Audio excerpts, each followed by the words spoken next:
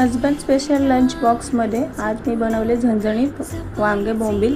कुकरमध्ये अगदी झटपट होणारी रेसिपी आहे आणि रोजच्या जेवणासाठी देखील हा एकदम चविष्ट असा पर्याय आहे आणि खूप छान चवीला लागते। जे नॉन व्हेजिटेरियन असेल त्यांनी बोंबील ॲड करा, ज्यांनी नाही त्यांना इथे भरलेल्या वांग्याची रेसिपी मिळून जाईल। तर या रेसिपीसाठी मी इथे लसूण आणि 2 चमचे खोबरं मिक्सरला बारीक करून घेतले। आता हे थोडंसं 1-2 चमचे मी एका वाटीत बाजूला काढून ठेवते आणि बाकीचं आपण पुढे कशासाठी वापरणार आहे ते मी तुम्हाला दाखवते।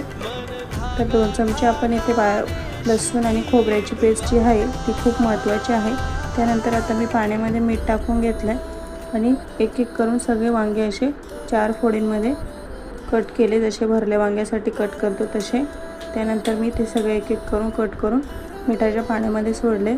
नंतर मी उकळत्या पाण्यामध्ये बोंबील देखील स्वच्छ धुवून घेतले।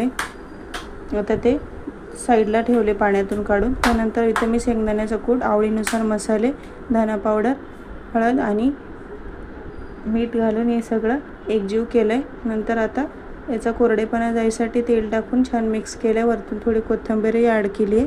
त्यानंतर आता इथे मी पॅनमध्ये तेल गरम केलंय, त्यामध्ये बोंबील छान लालसर होईपर्यंत, ब्राऊन होईपर्यंत भाजून घेतले। त्यानंतर इथे मी वांग्यामध्ये सगळं सारण भाजून टाकून घेतलंय।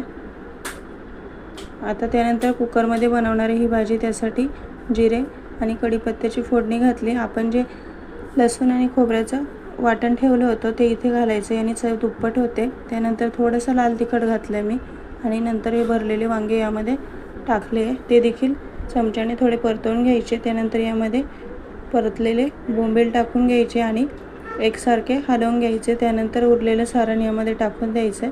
शेंगदाण्याचा कूट आणि कोमट पाणी किंवा गरमागरम पाणी यामध्ये टाकायचं आहे आणि कुकरला फक्त एकच शिट्टी होऊन द्यायची, एक शिट्टीपेक्षा जास्त नाही, नाहीतर मग वांगे गळतील, जास्त शिजले जातील। बघा, आपली टिफिनसाठी किंवा रोजच्या जेवणासाठी चमचमीत अशी झणझणीत वांगे बोंबीलची भाजी तयार आहे। तुम्ही देखील एकदा ट्राय करा आणि चॅनलला नवीन असाल तर लाईक, शेअर आणि सबस्क्राईब करायला विसरू नका। झणझणीत वांगे बोंबील रेसिपी खास तुमच्यासाठी।